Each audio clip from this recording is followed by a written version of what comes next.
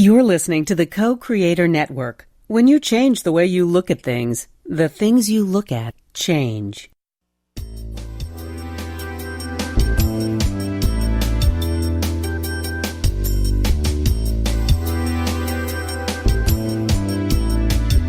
Good afternoon. Welcome to Why Shamanism Now, a practical path to authenticity, with your host, Christina Pratt, Director of the Last Mask Center for Shamanic Healing. She's talking about how shamanic skills can bring us to physical, emotional, mental, and spiritual well-being, especially when nothing else can. Now, here's your host, Christina Pratt.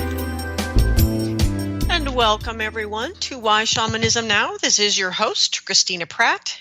And I'd like to begin the proceedings in this new year of 2020 with a brand new show. I'd like to start by calling out to our helping spirits to be with us here today. So I call out to your good, true, and beautiful ancestral helping spirits. As I call out to mine, I call out to all of those people who lived well and died well, who rose to meet the challenges of their times and learned how to be effective humans, how to be good humans, and how to bring the transforming power of love to whatever it was that made life hard and brought suffering in their own era. And with many challenges before us, I call out to these good, true, and beautiful ancestors and ask them to lean in to help us, the living, to rise to the challenges of our time, to bring forward the innovation and the creativity, as well as holding true to the practices that are necessary for us to be the medicine of our time. So as these human ancestors lean in, I invite you all to reach past them, to those older and ever more ancient ancestors, those who are here sharing life on earth with us in other than human form, to all of the non-human ancestors all the way to the earth herself. I give enormous gratitude for your presence here in life. May we each be better able in every day to open our hearts, open our awareness, to communicate with these non-human ancestors in their own language, in their own time, in their own rhythm, and in their own way, that we might receive this great and deep wisdom for how to live in beauty, how to live with complexity in beauty, how to embrace the diversity of our time, and in that to find the harmony that allows for robust and vital life force here on earth. And may we do this in a way that we each find something in every day that inspires awe and wonder at the miracle of being alive.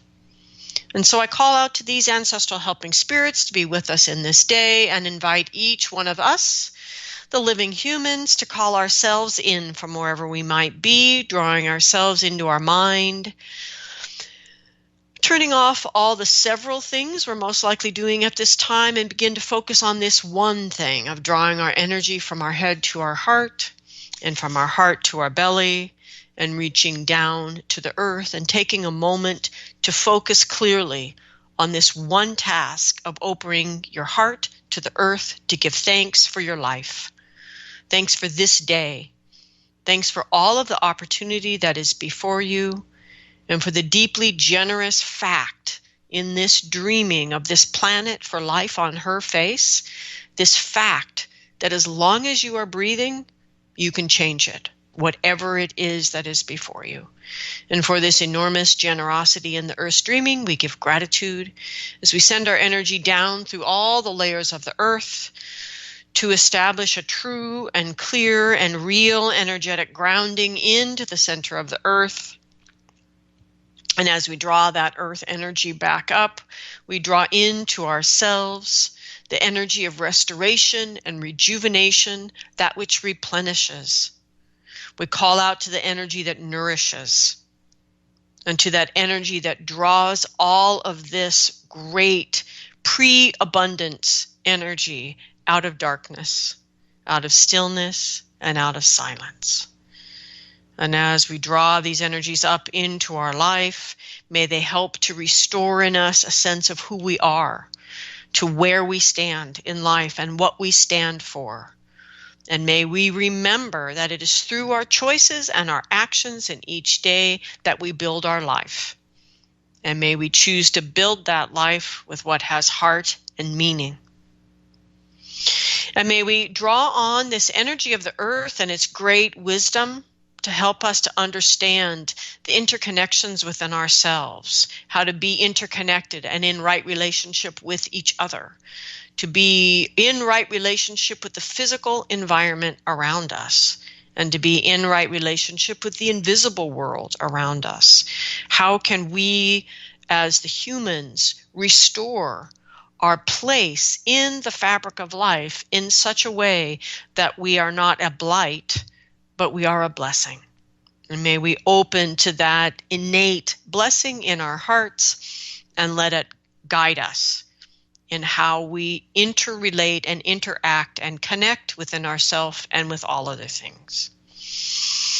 And so I invite you to draw that energy from your belly up through your heart to your mind, up and out the top of your head, out through the sky, moving through whatever weather the sky holds above you, out through the atmosphere, and out into the vast cosmos, and reach all the way to the highest power of the universe by whatever name you know that name, or however you conceive of it, to reach out to that highest power and connect, to know yourself in it and it in you, and draw that radiant divine energy down through all the layers of the sky, all the layers of that energy above, drawing into yourself, into your body, into these proceedings, into this day, drawing in blessing, drawing in the essence energy of protection, drawing in inspiration and illumination, drawing in the energy of benevolence. And we call this energy in, and just as we drew the earth energy up to connect to the sky, we draw the sky energy down to connect to the earth. And in this way, we open up that center channel within ourselves, connected with these two great mythic, legendary lovers, the earth and the sky, and we ask their big love to ignite the love in our own human heart.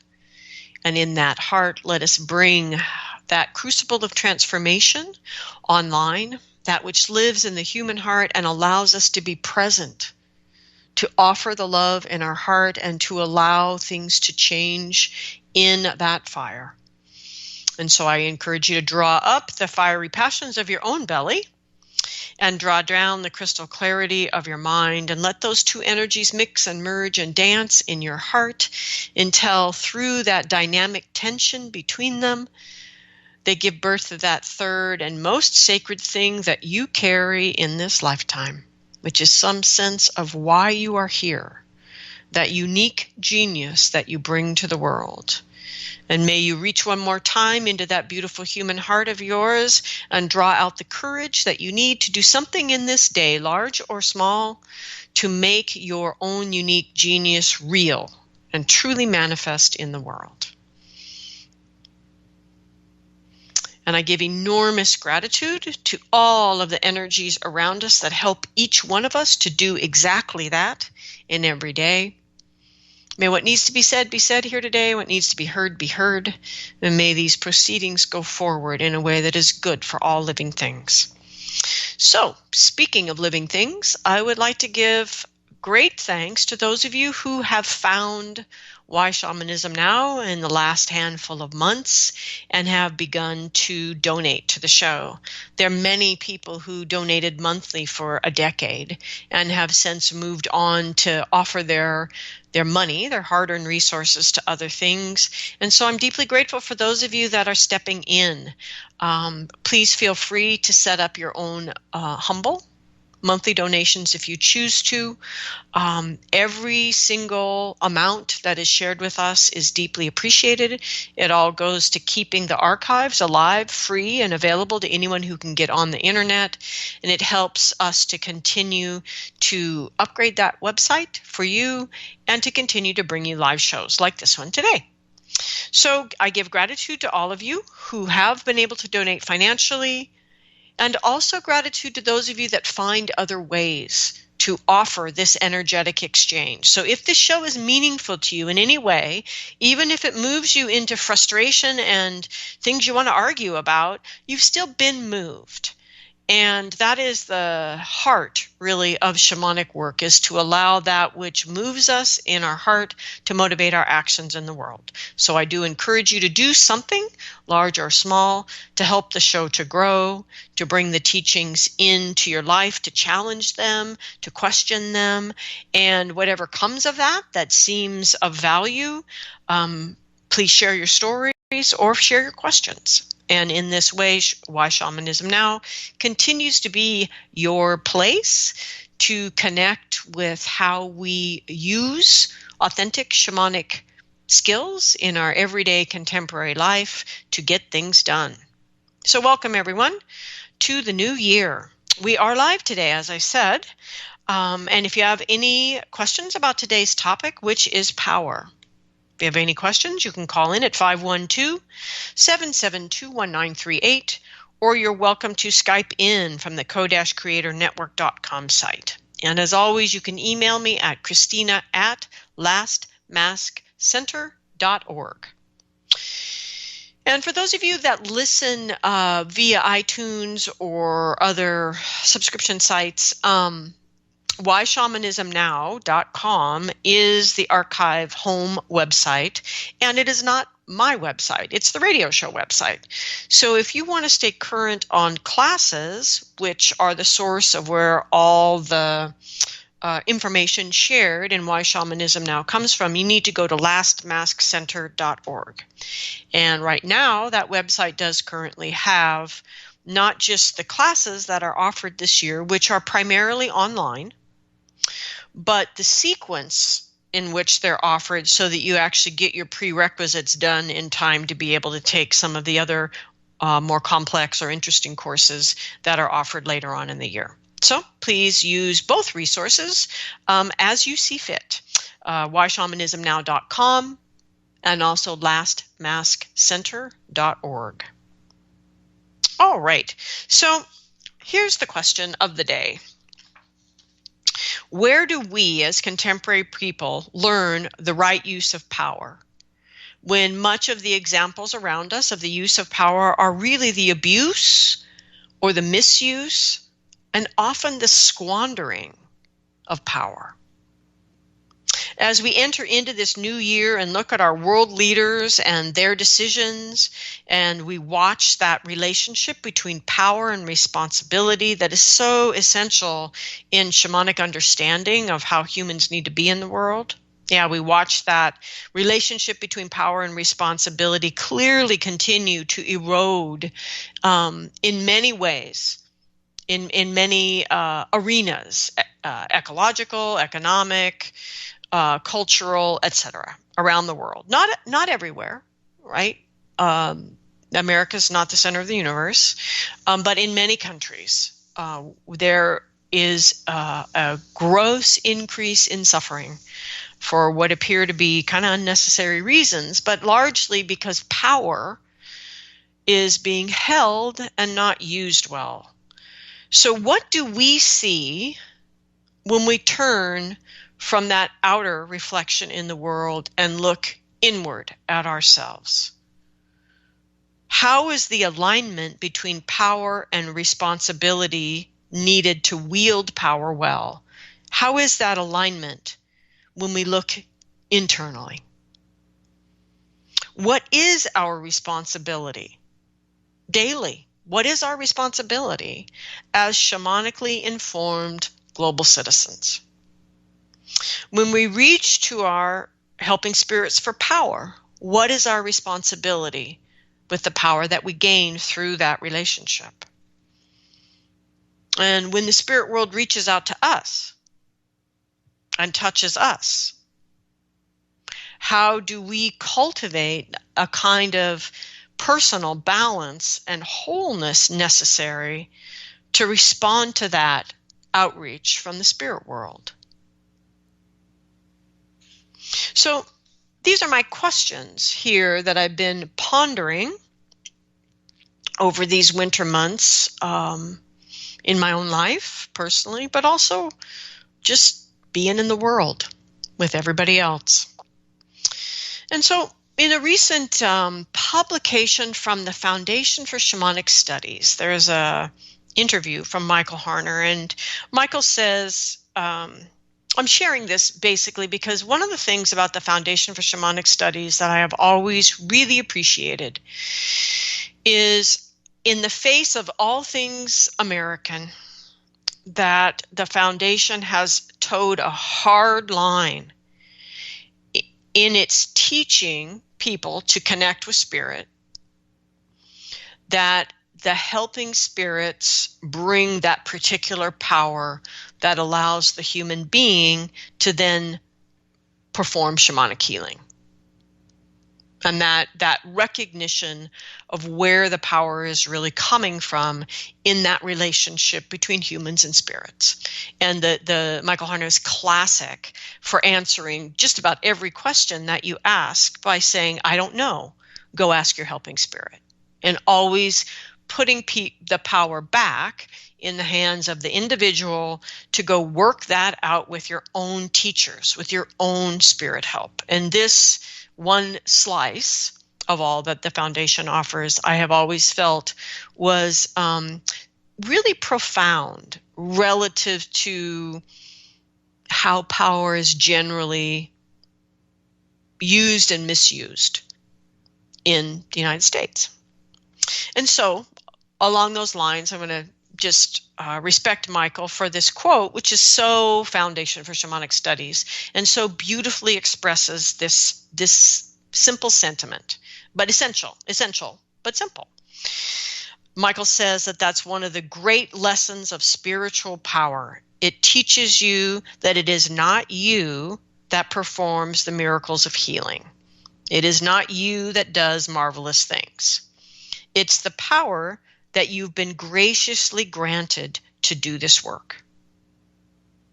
It's such a lovely quote, and so important in our relations with the invisible world, or what we would call spiritual power, or some sort of energy that comes through our helping spirits, which is, of course, at the heart of shamanism, and this is what we're talking about. Okay, so it is true. I do believe that the spiritual power is coming to us through our helping spirits, and that it's very important for us to not claim that power.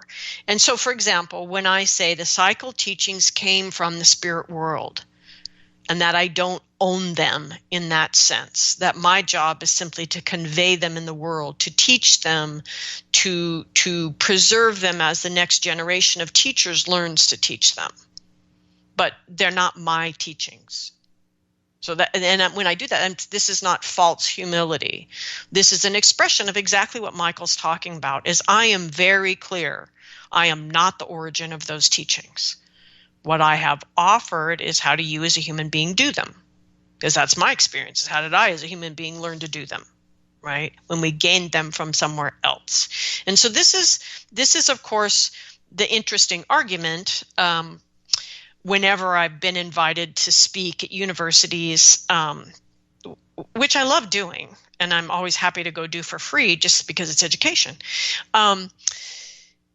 But just this argument of, how do you know who you're talking to? How are you sure you're not just talking to yourself, etc.? Well, this is the whole point of cultivating a relationship with spirit through particular techniques that allow you basically to run through a gauntlet of checks and balances that basically help you to know that you're really outside of your own frame of reference and connecting with a source of power, for lack of a better word, a source of power that is beyond you and other than you, and when added to you, allows you to do things that you normally otherwise can't do. And as someone who's really dedicated my entire adult life to being in this relationship, either as a shamanic healer or a teacher, I don't have a day job. This is what I do, whether it pays the bills or not.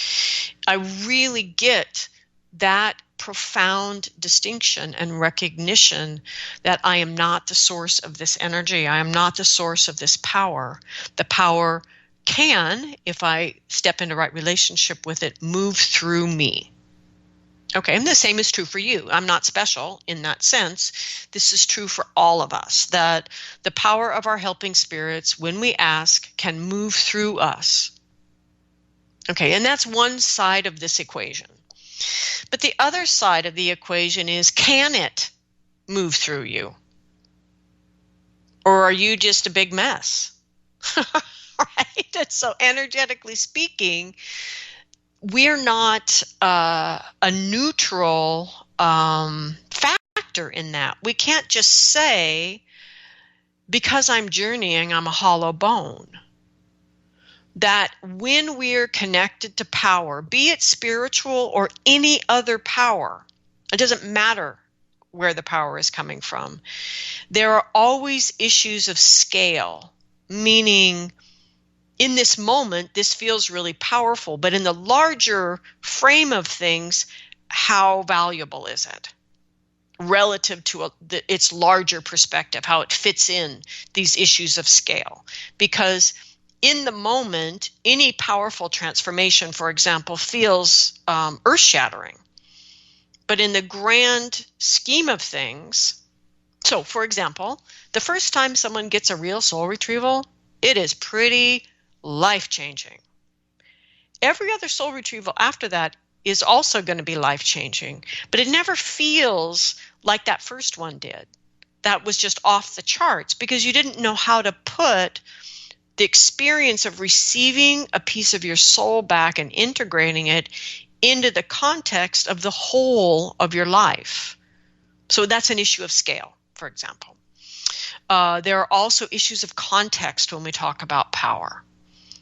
In what context is this power meaningful or not? So, for example, at a very tense time in the formation of my student community, we were in the middle of a community event, and we were having this very challenging, it was a good conversation, but a very challenging conversation about what we all needed to actually do that frankly none of us wanted to do. But we were coming to realize as we brought in and interpreted all the journeys, the messages from Spirit we had gained through our journeys, because we were working together with Spirit to guide our path forward. And we were wrestling with the answer we were getting because we didn't like it, which is typical. But anyway, to not lose my point here. And right in the middle of this, which is really human beings grappling after interpretation with what does this mean in terms of action? What are the action steps we need to take? Who's going to be responsible for what? What is the time frame? I mean, we're really getting into what I call the brass tacks of the getting it done, right? And this woman in the circle, this woman just all of a sudden blurts out this channeled information about blah, blah, blah, which was her perspective of what was going on. Now, if you were in the circle, in the tension of that moment and the realization of what we were being guided to do, it was very easy to see that that channeled information in that moment, though a gift from Spirit, was a distraction.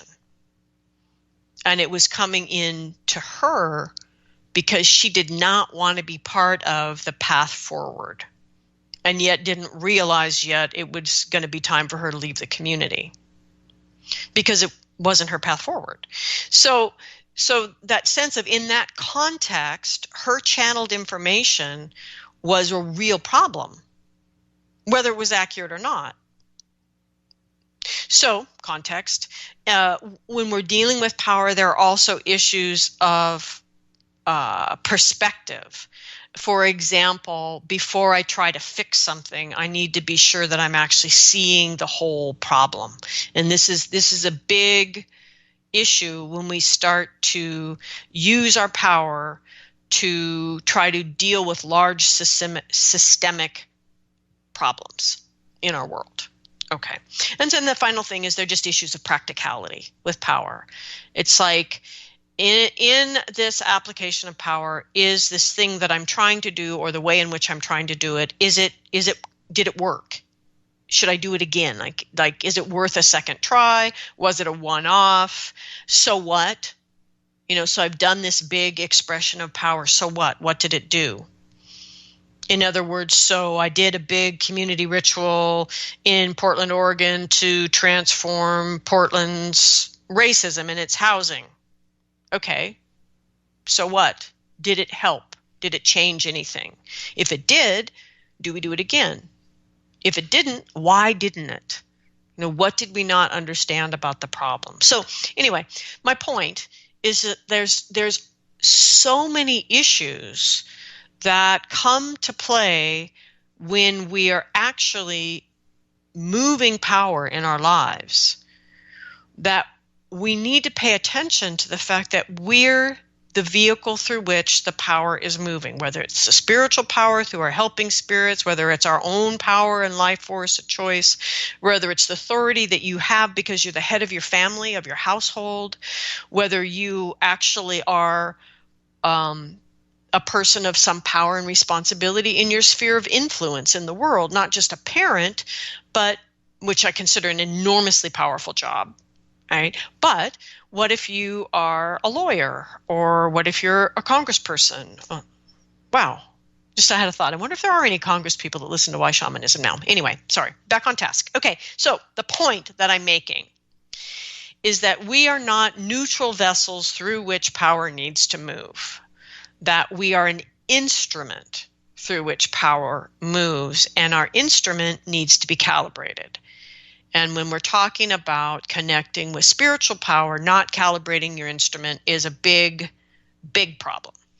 And so while I do feel that Michael's comment about spiritual power is absolutely true, we have to remember that spiritual power in particular comes from an amoral world, not immoral, amoral world, and that we, the humans, must receive that and take action here in a world in which our morals and our ethics matter deeply. So your own, or my own, our right use of spiritual power has everything to do with how you as a human use or choose not to use any power that you have in your life. And we all have power. We all have various kinds of power. So in other words, at this time on earth, when so much needs to be done by the adults to give a future to the next generation, do you really have a right to not use all the power you have access to? So for example, do you have the right to say, I'm not going to work with my helping spirits? I mean, I have students that are in a shamanic training that forget to journey about things. So what about people that have saying, well, I just don't believe in that? I'm not sure any of us as global citizens have the freedom to even do that anymore. We need help. We need to do the impossible. We, the humans, need to do the impossible. So as someone who's going to express your power in the world, do you have the right to use less than what you have been granted in this life? It's part of the question of today's show. Actually, today's show is just meant to give you a whole bunch of questions to go chew on. I don't have any answers. I'm just wanting to provoke the way that we think about power in our time with such gross abuse and misuse and avoidance going on all around us. I think we need to change the conversation and think about, feel into, journey about, wrestle with some ideas about power that are really uncomfortable, which is that there is no right use of power without responsibility, without from a human perspective, what we would call responsibility.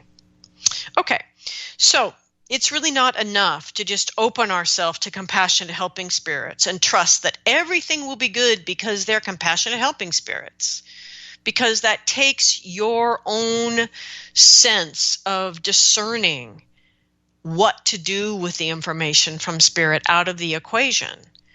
And from the helping spirit perspective, they're helping spirits, right? They're coming to us to work with us. If we're allowing them to override us and we're just saying, well, my helping spirit told me to do that, we're basically moving towards a relationship that's more like a possession, where you're not taking responsibility for the power that you're receiving through the relationship. Okay, so in all encounters with power, you are the instrument through which the power flows, or not. And so in many ways, our own choices, our unresolved trauma, our refusal to look at our shadow work, our refusal to look at ourselves with curiosity and compassion, our refusal to cultivate and to do practices, all of these are ways in which we choose to gunk up the works of the instrument through which the power is trying to move, even if all we're talking about is your power as a individual being here on the planet. And we all have power. We not only have personal power, but we all have access to power. We have access to power culturally and socially, but we have even greater access to power through our human heart and through the cultivation and preparation of our minds. And so we not only have power, but we have the ability to live in our life in a way that we cultivate a relationship with power. But all of that power, no matter where it's coming from, requires a cultivation of responsibility. And so another way to talk about that would be simply to say, you have to grow up.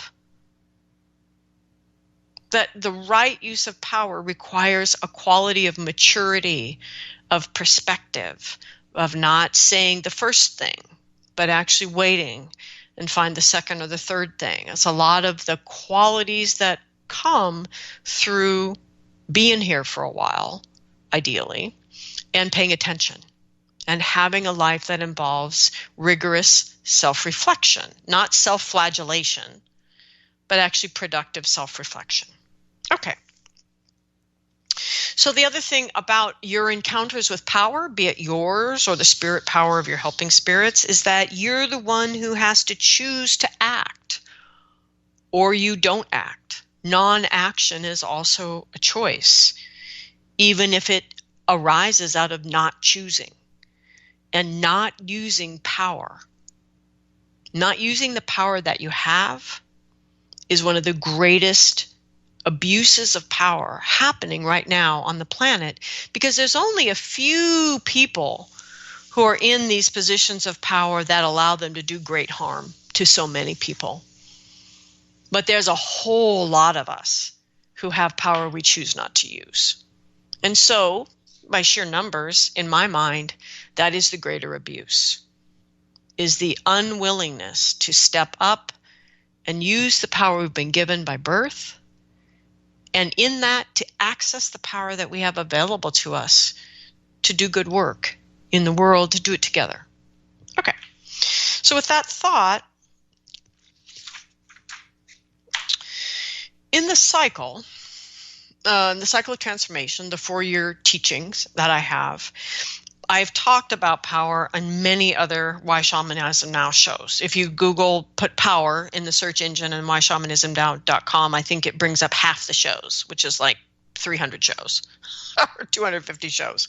Anyway, but that's because in the cycle cosmology, one of the many things we're working on, but one of the main things we're working on is our ability to move our power through the heart, which I see as the fundamental distinction of shamanic power. Like the right use of that relationship between the human and the spirit is that it's getting mediated through the heart. And for that to happen, you need a very mature person around their own sort of power responsibility balance within themselves. You need a clean, clear instrument to be able to do that.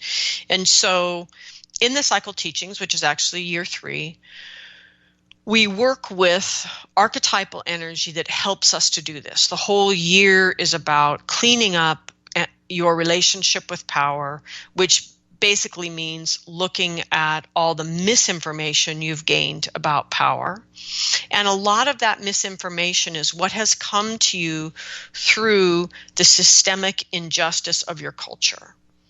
Be that this is systemic injustice around race, whether it's around sex or gender or whatever it is, that we are immersed in systemic injustice in our contemporary world. And it has a gross effect on our relationship, our perceived relationship with our power. Our power is perfectly fine, just sitting there waiting for us to get a clue and get into right relationship with it. And so the whole year 3 is about the deep scariness and effort to do that work, because it is very much like removing from the structure of your home all of the beams and posts that are supporting the house. So it's work that triggers a lot of survival fear. And for most people, by the time they get to a place of even wanting to do that work, they think they've resolved their survival fear. So for it to come back up again is, for many people, is very humiliating. I mean, it's big work to really work on your relationship with power. But what that archetypal energy, this teacher, leader, sovereign archetype teaches us is that for us to be in right relationship with our power, we need to cultivate balance. And so balance is really about, I mean, when I think of balance, I think of Weebles. But I'm old, and most of you don't remember that toy. But a Weeble was a toy that wobbled, and then it righted itself because it had ballast at the bottom. And that's what I see about what the helping spirits really mean by balance. It's not that you precariously balance a very fragile sense of sanity. It's that you have deep hardiness and resiliency, and you can get buffeted around by things in life, and you're able to right yourself and restore balance.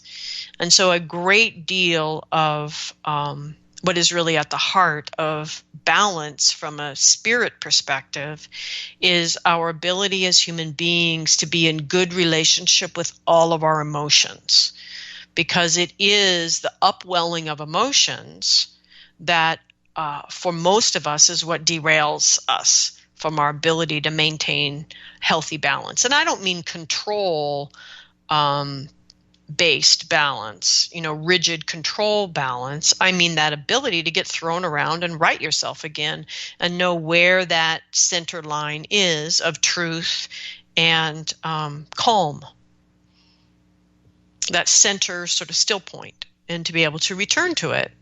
And to be clear, it's very much about how you gain the capacity to keep restoring yourself into the eye of the storm of your contemporary life.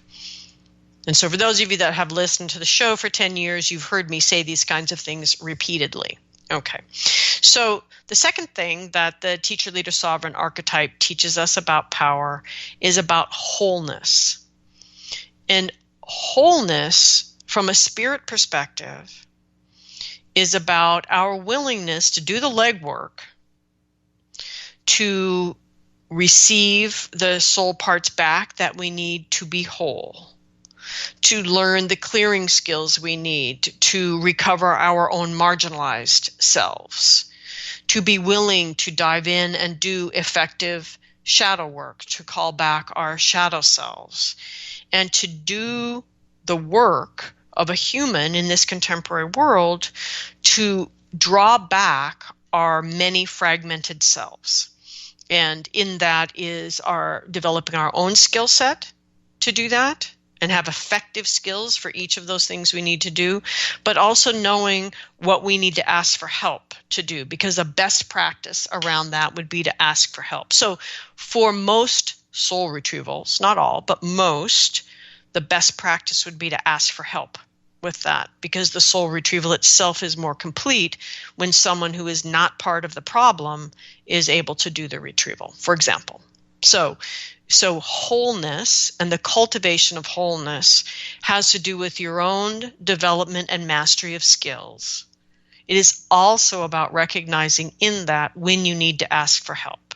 So another example would be, I have a, I guess, client, for lack of a better word, a young man who lives in Romania, actually, who is really beautiful meditation practitioner, sits Vipassana multiple times a year, deep, deep inner process. And in that, recognizes when things are stumbled upon internally that he needs help with, and he just asks for help. And so, in other words, wholeness rarely is created by people that stick to a party line.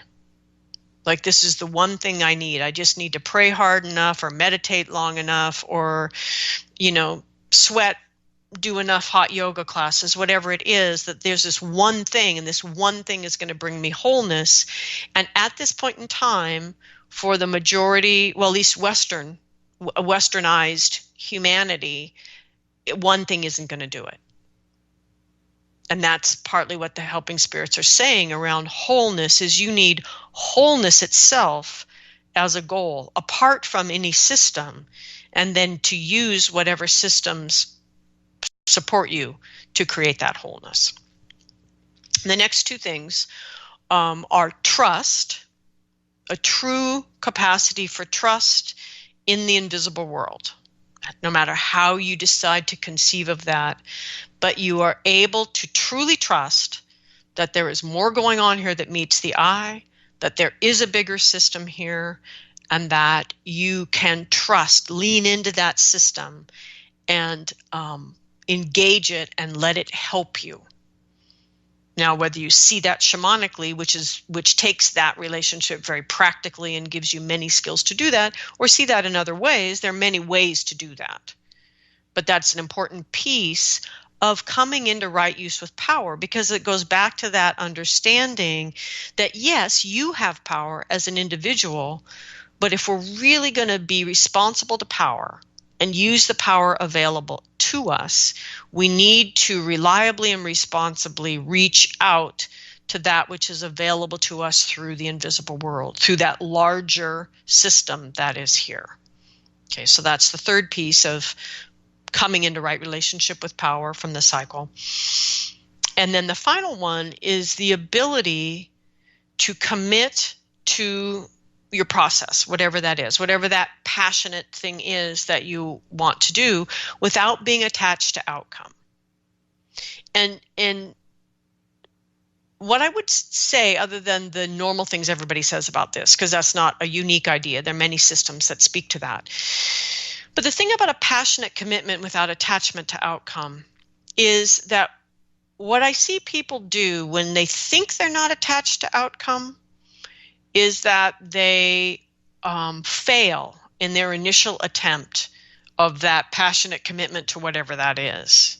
And they fail. They fail maybe to pay the bills. Maybe they fail to, I don't know, get that promotion. Maybe they fail to, I don't know, establish that relationship, whatever that is that they're wanting to passionately commit to the manifestation of, or their own personal transformation. And what I see in that is that whole, I'm passionately committed to it and it fails, and so I collapse. I don't have any balance. I don't have any wholeness. I don't have any trust. Like, I lose all those other three because I failed, right? To me, that is someone who is truly attached to outcome. And many would say, no, I wasn't attached to outcome. But when it quote unquote fails, the question is, what failed? What makes you think that was the end of the process? The only way you can think that was the outcome of the process is if you were attached to it. Right? And so right relationship with power has a certain quality of real passionate commitment to the process that you're in, certainly an auditing and evaluating what's going on so you don't just keep making the same stupid mistakes over and over again. But with that, a real loose grip on the goal, on where you're going, what you're wanting to create, so that as the larger forces assist you, you're able to create something that's really better than you imagined. And that from a shamanic perspective is that real sweet spot in being in a powerful relationship with power and responsibility, is you're working at full capacity and you are working with the larger system at full capacity, and that those things are coming together in a way that is manifesting something that is good for you and ideally the next generations. Okay. So in many ways, I just spent most of this show recapping what's in, 50 other shows in Why Shamanism Now. What I wanted to really talk about today is to move on from that, because in ordinary reality, because regardless of our work with spirit or our spiritual practices or our gifts and talents or whatever it is, none of it is an excuse for you and your actions or me and my actions, right? And what it creates in the world. Okay, so what we do here in ordinary reality is what really matters. And in ordinary reality, we have to contend with two big factors. One, you aren't the only person here, right? So what I do, what you do, what each one of us does needs to actually take the larger whole into perspective, right? And that people have been here for a really long time. So what I mean by that is everything I'm telling you right now is adjusted for contemporary people, but there's a whole lot of people that lived here before that already knew this and did it better, right? That pre-colonization, there were a whole lot of beautiful, sustainable cultures that did a lovely job expressing individual power and responsibility. So what this means is that there is always, for us, right, as the living, right, in every group, well, one, there's always a group. Right? Whether you feel that you belong or not, there is always a group, because none of us are here on the planet alone, right? Like I said, you're not the only person here. So there are always issues of rank, privilege, and power. Everywhere you go, all the time, even when you're home in your apartment or your house or whatever your home is, even if you live alone. There are always issues of rank, privilege, and power in every situation.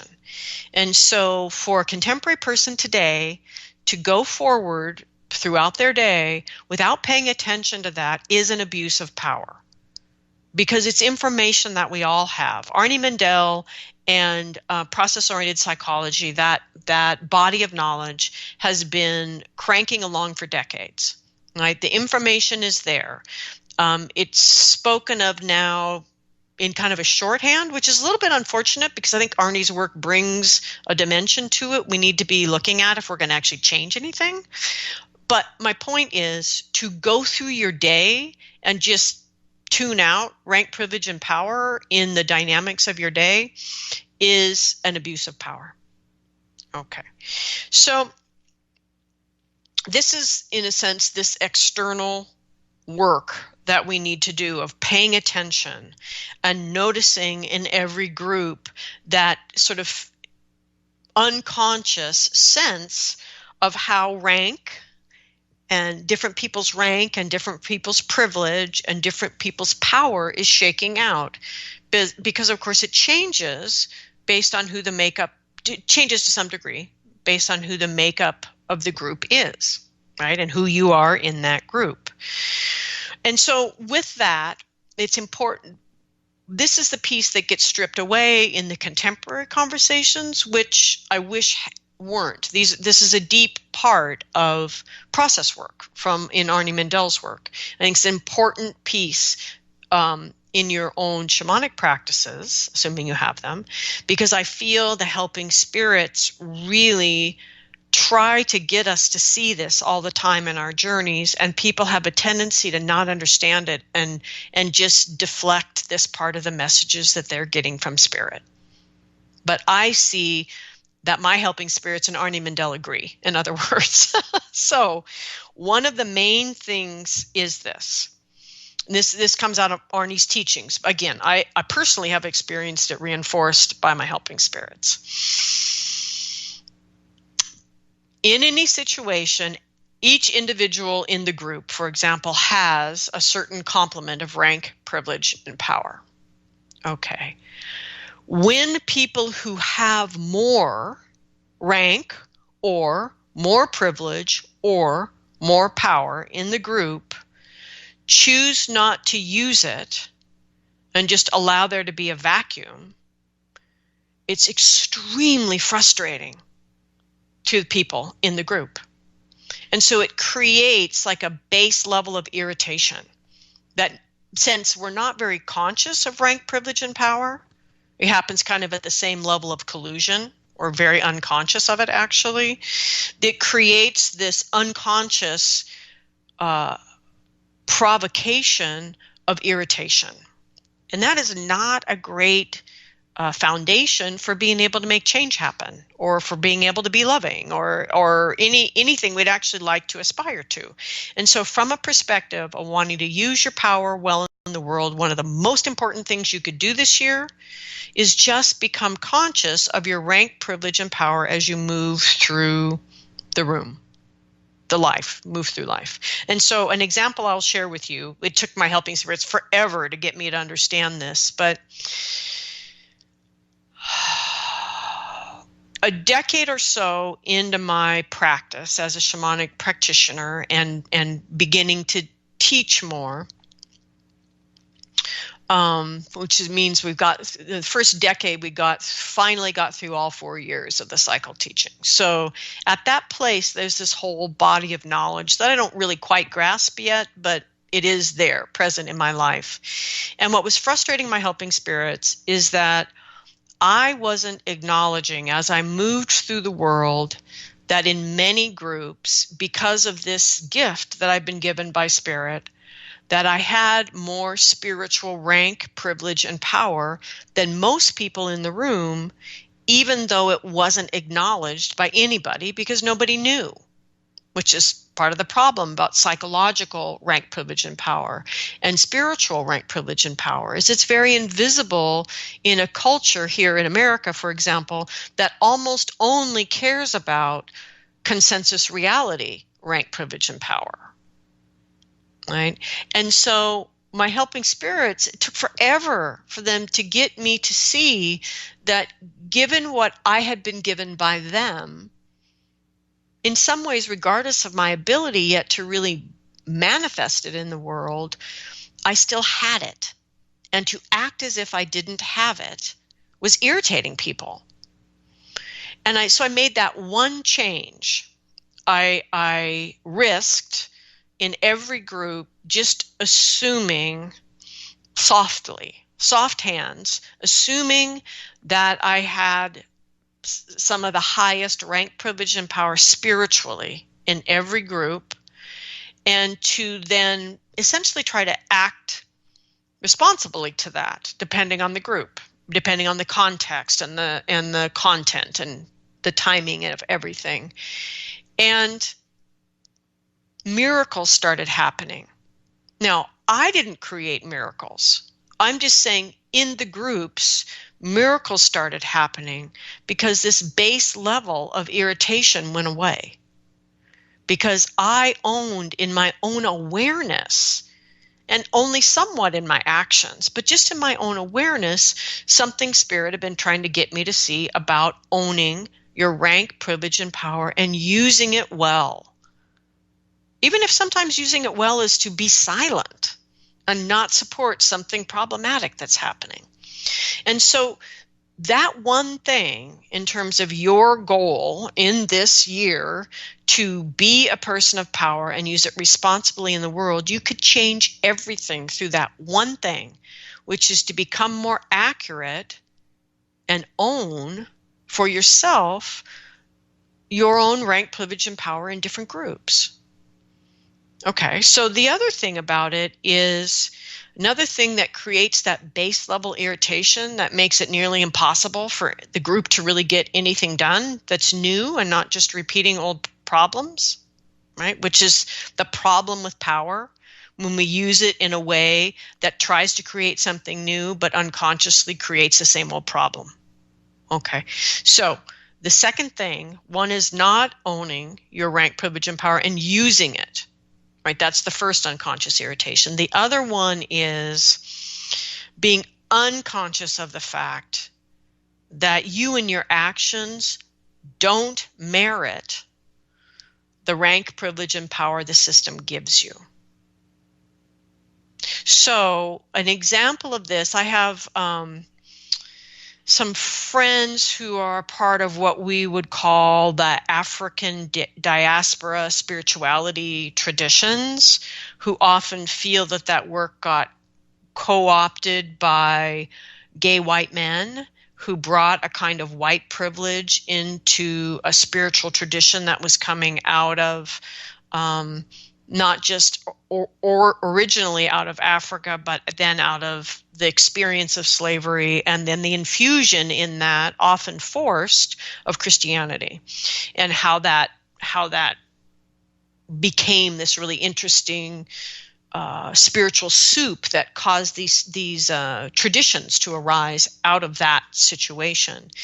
And so this whole assuming a kind of rank, privilege, and power that the system, in a sense, is giving you when you really don't merit it also irritates the crap out of people. Okay, and so in some ways, these two things are a balancing force. And so this is what I might offer to us as we go forward in our groups, whether the group is our family, whether the group is our journey circle, whether the group is our spiritual community, be it Wiccan or pagan or shamanic or Buddhist or otherwise, but that you bring a heightened awareness with you to your groups, that you are an instrument of power in your life, and that you are entirely responsible for the constant cleaning, tuning, and calibration of that instrument. And that instrument is designed to move your personal power in the world in a good way. And it's designed for you to access all kinds of power around you, to do even more, to be even more inspired, and to be taken beyond what you can imagine as an individual. That is the power of community, the power of people working together towards a common goal, the power of our relationship with spirit, the power of right relationship with our ancestors, our well ancestors and our descendants.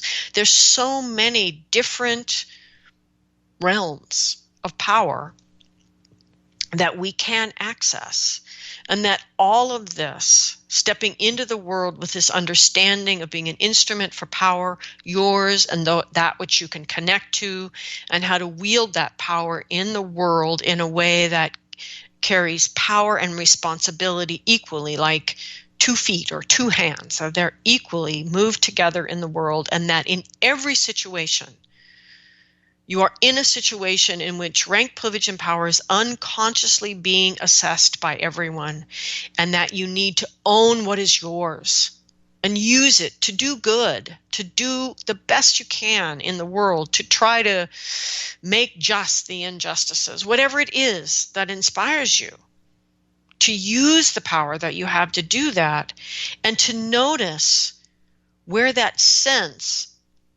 of rank or privilege or power is empty, and that you don't merit that, and to gracefully step down, get out of the way, and use your given rank, privilege, and power to lift others up who actually have the chops to do what needs to be done.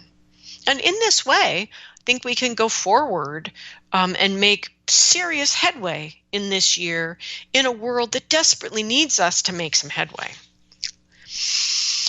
So I'd like to give thanks here today to all of the energies that support us in our lives and give us the power that we need to do what we can't really believe we're actually able to do the impossible. So you have gratitude to those good, true, and beautiful ancestors that gather around us, gratitude to the earth below and the sky above, and the beautiful human hearts that unite us all.